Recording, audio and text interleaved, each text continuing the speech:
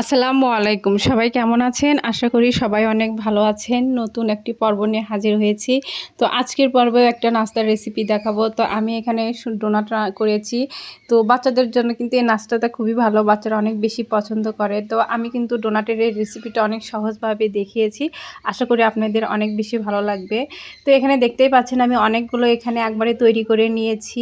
আর এই ডোনাটগুলো আসলে অনেক মজা ছিল। তো আমি একটা ভেঙে দেখাচ্ছি যে এর ভিতরে কীরকম হয়েছিল। তো দেখতেই পাচ্ছেন এখানে এত সুন্দরের ভিতরে ফ্লাফি হয়েছে। তো আমার সঙ্গে চলেন রেসিপিটি শুরু করি। তো এখানে আমি একটা বাটি নিয়েছি আর এর মধ্যে একটু গরম দুধ নিয়েছি। তো এই দুধের মধ্যে এখন 1 চামচ আমি ঘি দিয়ে নিব। তো ঘিটা দিয়ে দুধের মধ্যে খুব ভালোভাবে নাড়িয়ে দিচ্ছি। এর মধ্যে ঘিটা এর ভিতর গলে যাবে। তো এখন আমি এখানে 3 চামচের মতন চিনি দিয়ে নিব। তো চিনিটা দিয়ে ঘির সাথে দুধের সাথে খুব ভালোভাবে মিশিয়ে নিচ্ছি।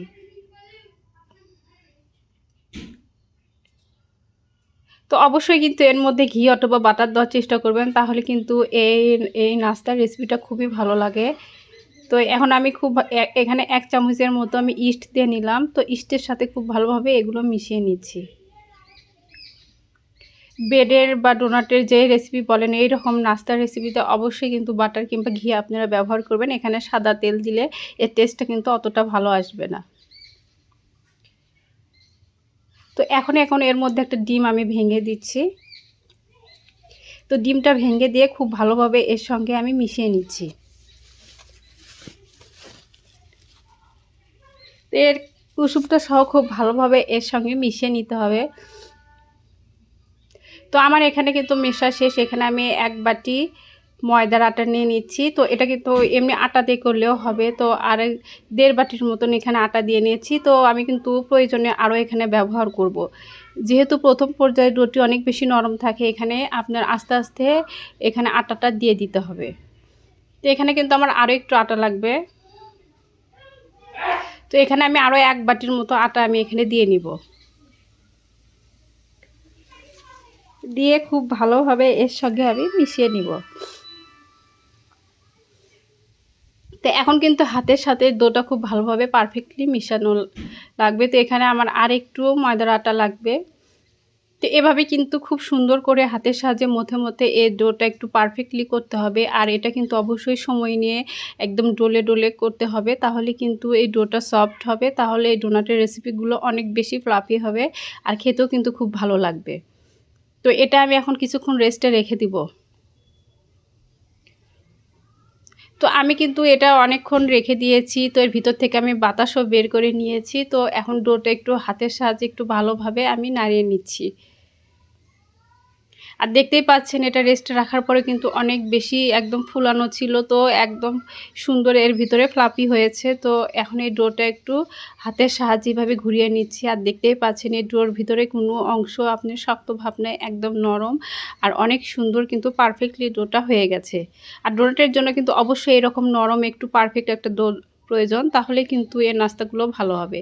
তো আমি এটা কাঁচি দিয়ে একদম সুন্দর করে কেটে নিলাম। তো 2 ভাগ করেছি। তো এভাবে হাতের সাহায্যে এরকম গোল করে রেখে দিচ্ছি। অবশ্যই এভাবে একটু ঘুরিয়ে নেবেন, তাহলে ভিতরে কিন্তু অনেক সুন্দর শেপ আসে। তো একটা ভাগ রেখে দিয়ে একটা আমি এখন এই ডোনাটগুলো বানিয়ে নিব। তো প্রথমে একটু আটা দিয়ে নিলাম, দিয়ে হাতের সাথে বেলনি দিয়ে সুন্দর একটি রুটি তৈরি করে নেব।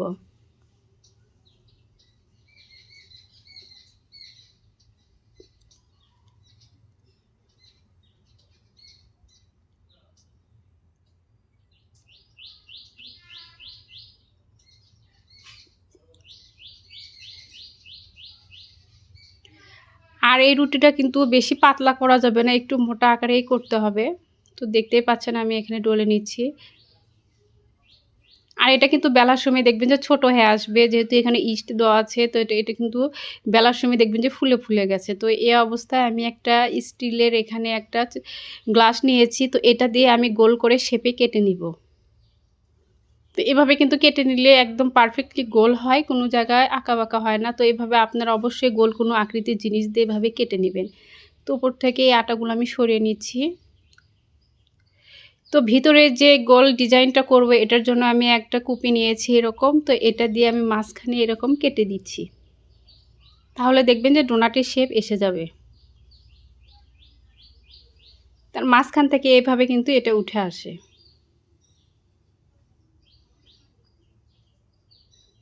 দেখেন কত সুন্দর লাগছে দেখতে, এভাবেই কিন্তু এটা করে নেওয়া যায়।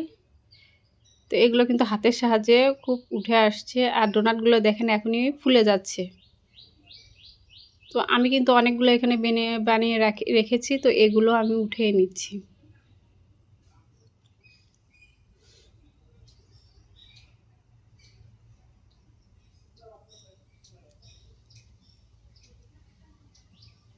তো আমার কিন্তু সবগুলো এখানে ডোনাটের করা শেষ। তো আমি কিন্তু সবগুলো এখানে করেছি। আর এগুলো কিন্তু কিছু সময়ের জন্য আমি রেস্টে রেখেছি। তো রেস্টে রাখলে কিন্তু এটা ভাজার সময় অনেক বেশি ফুলে ওঠে। তো তেলটা আমি ফ্রাই প্যানে দিয়েছি। তেলটা একটু হালকা গরম হয়ে আসলে তখন এটা ছেড়ে দিবেন। খুব বেশি গরম অবস্থায় এটা দেওয়া যাবে না। এরকম গরমে এখানে দেওয়া যাবে। হালকা একটু তেল গরম হলে এগুলো ছেড়ে দিবেন। তাহলে দেখবেন ভিতর থেকে খুব সুন্দর করে একদম সিদ্ধ হয়ে উপরে একদম রুটির কালারও চলে আসবে। তো দেখেন এগুলো কিন্তু তেলের মধ্যে এখনই একটু বড় হওয়া শুরু করেছে। এগুলো কিন্তু ফুলে একদম ডাবল হয়ে যাবে। তো আমি একটু তেল নিয়ে উপর থেকে দিয়ে নিচ্ছিলাম। আমি যেরকম পর্যায়ে বানিয়েছি কিন্তু ডোনাটগুলো তেলের ভিতর দেওয়া থেকে দ্বিগুণ অবস্থায় ফুলিয়ে গেছে, আপনারা দেখতেই পাচ্ছেন। তো এভাবে আমি উল্টিয়ে দিচ্ছি। এরকম হালকা কালার হয়ে আসলে তখন আপনারা উল্টে দিবেন একবারে, তাছাড়া কালার এখানে পুড়ে যেতে পারে। তো আমার কিন্তু একপাশে প্রায় হয়ে আসছে, এগুলো আবার এইভাবে উল্টিয়ে দিচ্ছি। আর চুলার আঁচটা কিন্তু এখন মিডিয়ামে আছে। প্রথমে লোতে ছিল, তারপরে আমি একটু মিডিয়ামে দিয়েছি, এখন আবার হওয়ার আগে আবার আমি লোতে দিয়েছি।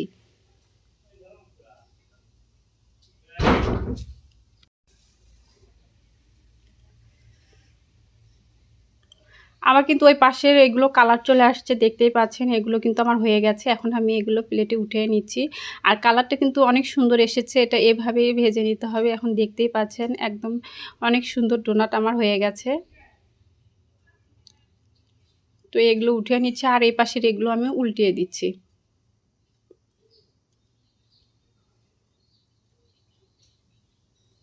তো আমার কিন্তু একগুলো ভাজা শেষ, এখন অন্য আরেকগুলো দিয়েছি। এভাবেই কিন্তু সবগুলো ডোনাট আমি সুন্দর করে ভেজে নিব।